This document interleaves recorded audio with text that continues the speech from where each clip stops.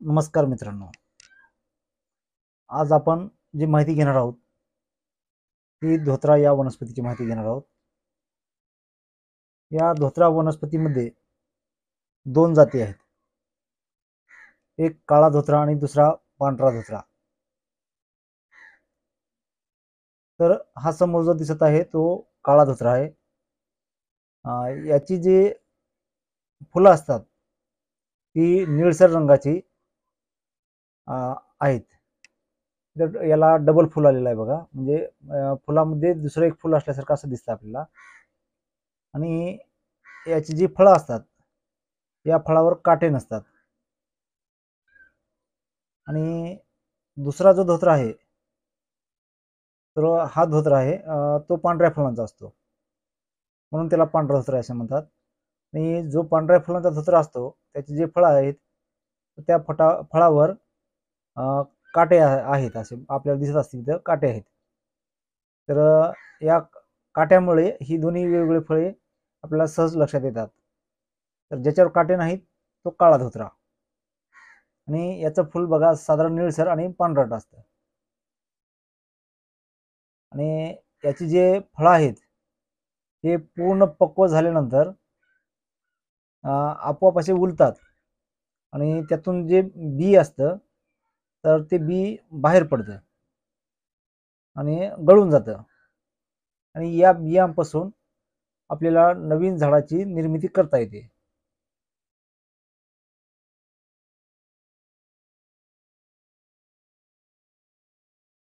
काळा धोत्रा आणि पांढरा धोत्रा, तर यामध्ये काळा धोत्रा हा औषधी आहे। तसेच हे जे धोत्र्याचं फुल आहे ते महादेवाच्या पिंडीवर वाहण्यासाठी खूप पवित्र मानलं जातं, त्यासाठी हे वापरलं जातं। जो काळा धोत्रा आहे तो औषधी आहे आणि तो मोठा मादक आहे, म्हणजे त्याचे जर बी वगैरे असं पोटात गेलं तर त्याने एक अंमल चढतो किंवा नशा चढतो म्हणा हरकत नाही। धोत्र हा कुष्ठ, कफज्वर, कंडू, कृमी, उवा, लिका, त्वचा दोष यांचा नाश करतो। काळा धोत्रा हा गुणांनी श्रेष्ठ आहे। शरीरावर जर एखादा मार लागून जर सूज आली असेल तर त्यासाठी याचा औषधी उपयोग म्हणजे धोत्र्याच्या पाल्याचा रस आणि कळीचा चुना हे साधारण गरम करून त्या जागी लेप लावायचा, त्यामुळे ती आलेली सूज ही लवकर उतरण्यास मदत होते। अथवा धोत्र्याचे जे रस असतो पानांचा त्यामध्ये गुगुळ गरम करून लावावा, किंवा काळ्या धोत्र्याची जी मुळी आहे ती गोमूत्रात उगाळून जिथे आपल्याला सूज आली असेल त्या ठिकाणी त्याचा लेप लावा, त्यामुळे ही सूज जी आलेली आहे ती लवकर उतरण्यास मदत होते। या काळ्या धोत्र्याचा औषधी उपयोग म्हणजे ज्या व्यक्तीला गालफुगी झालेली आहे त्यासाठी याचा उपयोग होतो।